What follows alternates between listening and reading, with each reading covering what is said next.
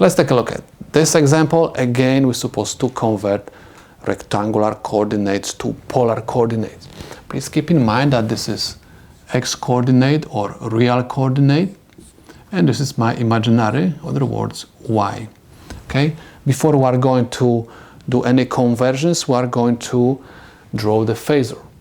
So we have -7. I have 1, 2, 3, 4, 5, 6, 7, and I have 6. 1, 2, 3, 4, 5, 6. And now I can find my coordinate point. And if you are going to connect this coordinate point with origin, you are going to have phasor. Okay? Phasor. We're supposed to find the length of this phasor. In order to find the length of the phasor, you're supposed to use formula, okay, which is basically Pythagorean theorem, which says the length of this phasor, right, is the square root, right, of the sum of squares of x and y coordinates. So I have x squared plus y squared. This is equal square root, and I have open parentheses, I have -7 to the second power plus 6 to the second power. This is equal 9.22. Of course, you're supposed to plug in these values into the calculator and you're supposed to get this answer, but make sure that you are going to put the parentheses in the right places.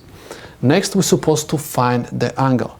If we talk about the angle of this phasor or any phasor, this has to be angle relative to the positive real axis, okay?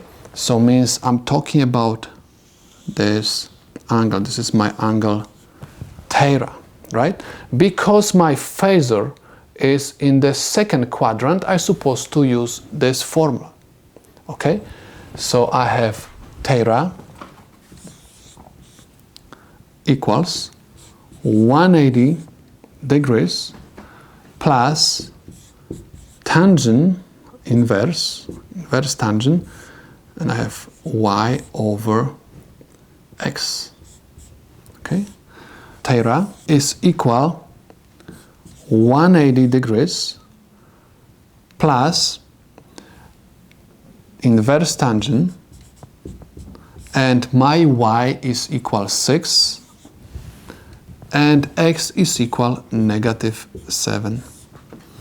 So I have theta equals 180 degrees minus 40.6 degrees. And this is equal 139.4 degrees. Okay, this is my angle theta. So just take a look what happened. We simply find angle theta by subtracting from 180 degrees this angle. Okay, I'm going to call this angle alpha.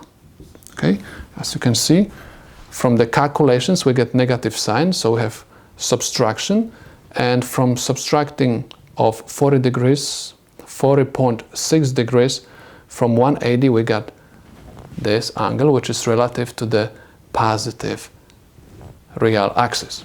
Okay, so I can write my solution r and angle theta, this is my polar form, equals r is 9.22 and angle of 139.4 degrees. And this is the solution to my problem.